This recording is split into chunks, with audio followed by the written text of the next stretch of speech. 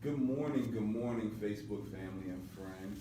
It's your host, Bobby Walters, General Sales Manager here at Mercedes-Benz of Hampton. And wanted to take a little bit of time on our Facebook Live session to go a little bit about history about Mercedes. Mercedes has a long lineage of heritage and opulence and luxury surrounded about it. So I wanted to just tell you a little bit about Mercedes and how it started and how things are going, so to speak. So first of all, Mercedes-Benz was founded by a gentleman by the name of Carl Benz.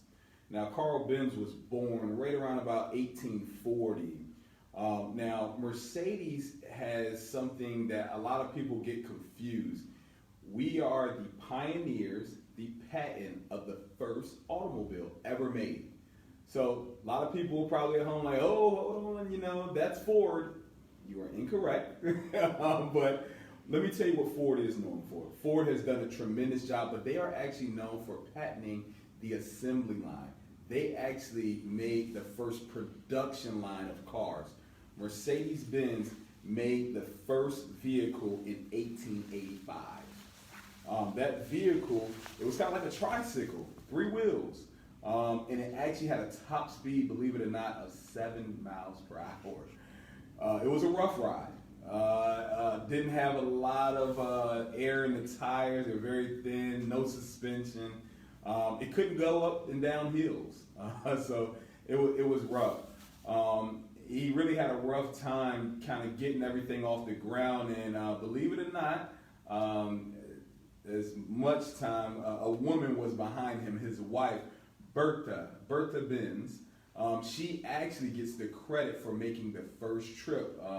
Bertha had somewhere to go and she was frustrated, and I cannot recall how long the trip was, but she made the first trip in a Mercedes. I believe it was maybe 10 or 15 miles or more.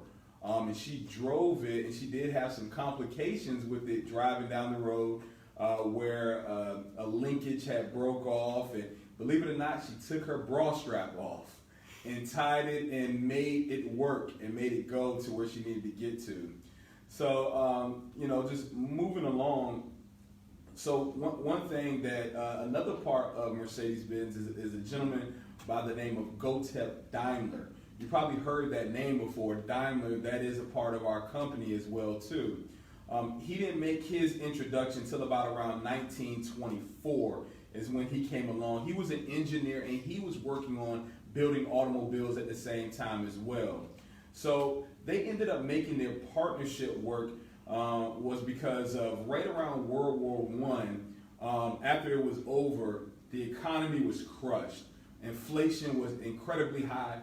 Carl Benz could not have done it on his own whatsoever. Cost too much money. So that's why they ended up partnering together. They took all their money, and just like a lot of startup businesses, it failed and failed in the beginning, but they kept trying, and they were resilient with doing so. So you're probably sitting at home thinking like, okay, I got Gottlieb Daimler, got Carl Benz. Where does Mercedes come from though? Where do you guys get that from? So there was a gentleman, probably right around 1897. His name, he's a politician. He actually was an entrepreneur and an automobile enthusiast. His name was M.A. Jellinek. Kind of crazy name, right? But he was an investor, and actually around 1897, he became a board of director. He became a partner of Mercedes-Benz. So that was right before Gottlieb got involved real deep. And he put up some money, and he was really, really interested in the speed of these cars. Mercedes were making race cars back then as well too, and they were doing a great job with competing in Europe and winning races. And he said, you know what, I'm going to give you this money. He says, but I tell you what, I want to put my daughter's name on it. His daughter's name was Mercedes. He was a Frenchman. And in French, Mercedes is supposed to kind of mean grace, is what it actually stands for. So that's how Mercedes-Benz became what they are.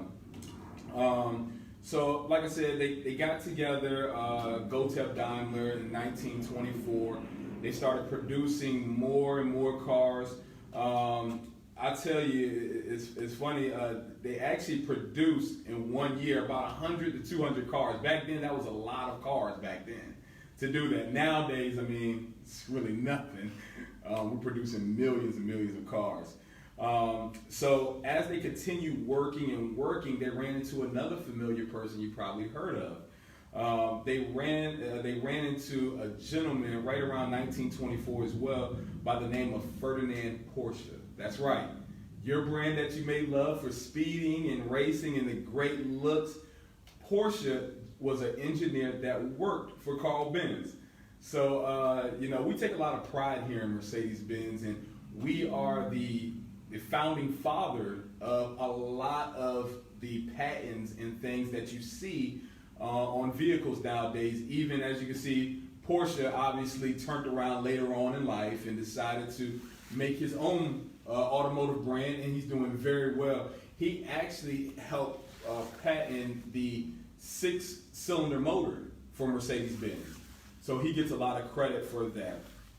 With that being said, speaking about being the founding father of things, I want to share with you majority of our sales staff here at Mercedes-Benz of Hampton, they get the ability to go to a training that's held in, it is actually in Alabama. It's brand immersion, and this brand immersion is like no other. Mercedes-Benz rolls the carpet out for their employees, and they actually go into the heritage of Mercedes-Benz. You get to go to the museum, you get to find out about a lot. And one of the things that I learned when I went, which was several years ago, was Mercedes actually has more patents than the company Apple. So, and as you can imagine, Apple, they have a lot of patents for the cell phone. Mercedes has a lot of patents for automobiles. To put a pencil to that, right now, Mercedes-Benz has over 80,000 patents at this current time for certain things. And you're probably thinking to yourself, I know I am, like, wow, 80,000, is there 80,000 different things a car can have with it? But yes, and there are some and more. I just want to share a few of them with you. Once again, in 1886, we patented the first automobile, so we do have that. In 1959, we patented the crumple zone. So a crumple zone is a safety feature where the front and the rear of the car, in case of a front or rear collision, it crumbles like an accordion, but it keeps the cabin intact and safe. So that's a great safety feature to keep the folks inside safe. In 1958, we patented, believe it or not, the crash test program. That's right, Mercedes-Benz, we were the ones who put that in place first on our vehicles. In 1982, we patented independent suspension. So each one of the wheels being able to have the independent ability to kind of take on road turbulence, potholes, and speed bumps and things like that. We also patented Distronic in that same year. So Distronic is a feature, and I'm sorry, that was in 1992, where it gives you adaptive cruise control. You may have seen it on some of your other vehicles where you turn your cruise control on, the car is able to stop and speed up without you touching the gas or the brake. We were doing that back in 92, so we rolled that out. Electronic stability control, that's a feature that allows you to not oversteer or understeer. So you're on a road and you have to make an evasive maneuver. Well, that system puts in place where it puts brakes to the opposite wheels. This patent was so great, and it came out in 1995, that the National Traffic Highway Safety Department, they actually made that a standard feature in every last car made in 2012.